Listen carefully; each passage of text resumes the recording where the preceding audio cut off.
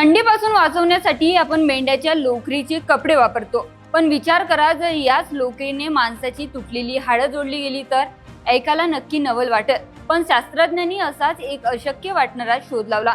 नक्की काय आहे तंत्रज्ञान सांगते त्याआधी मराठी पॉडकास्टला फॉलो नक्की करा. लंडनच्या क्वीन्स कॉलेजमधील शास्त्रज्ञांनी मेंढीच्या लोकरीपासून एक असं प्रायोगिक मटेरियल तयार केलं आहे जे मानवी हाडं आणि दाताच्या उपचारासाठी क्रांती घडवू शकतं.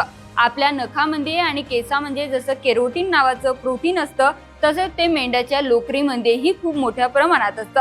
शास्त्रज्ञांनी या लोकरीवर प्रक्रिया करून ते केरोटीन वेगळं केलं आणि त्याचा एक अतिशय पातळ पडदा तयार केला. हा पडदा शरीराच्या आत नवीन हाडं वाढवण्यासाठी एखाद्या स्टँड सारखं मजबूत आधार देतो. आतापर्यंत अशा उपचारासाठी कोलेजन वापरलं जायचं, पण ते खूप महाग असतं आणि शरीरात लवकर विरघळून जातं. शास्त्रज्ञांच्या या चाचणीत असं दिसून आलं की लोकरीपासून बनवलेले हे नवीन मटेरियल कोरोजन पेक्षा कितीतरी पटीने मजबूत आहे. उंदरावर केलेल्या प्रयोगात तर या लोकरीच्या पडद्यामुळे तयार झालेलं नवीन हाड अगदी नैसर्गिक हाडासारखं मजबूत आणि सुव्यवस्थित आढळलं. या शोधाचे दोन मुख्य फायदे आहेत. पहिला म्हणजे जगभरात जी लोकर टाकाऊ म्हणून फेकून दिली जाते आता त्याच कचऱ्याचा वापर माणसाचे उपचार करण्यासाठी होईल. आणि दुसरं म्हणजे हे मटेरियल खूप स्वस्त असल्यामुळे भविष्यात हाडाचे आणि दाताचे उपचार सामान्य माणसाच्या खिशाला सहज परवडणारे असतील.